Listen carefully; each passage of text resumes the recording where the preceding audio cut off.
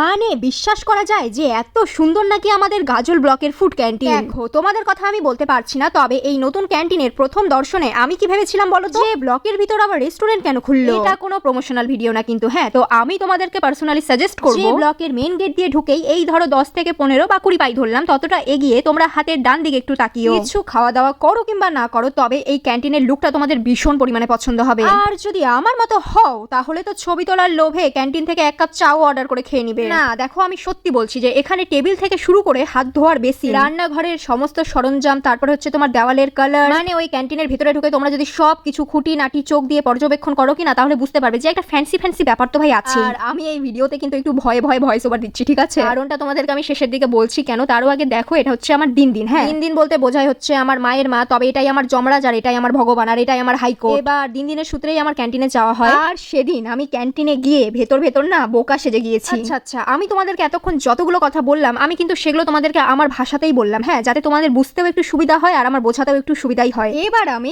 কাগজ কলমের ভাষাতে কয়েকটা কথা বলছি।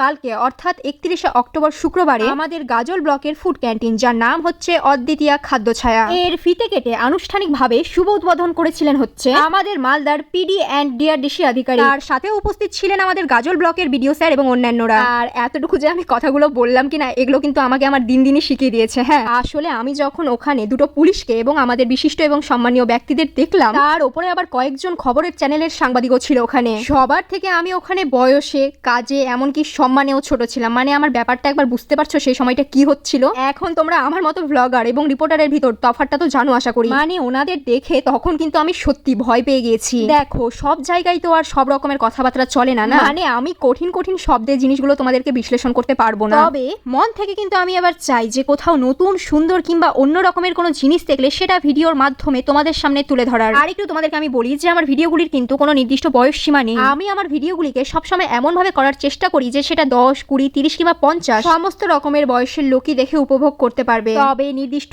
এই ভিডিওতে ভয়েস ওভার দেওয়ার সময় আমি কোনো কথা খুঁজে পাচ্ছিলাম না, তাই আমি আমার দিনের সাহায্যটা নিয়েছি।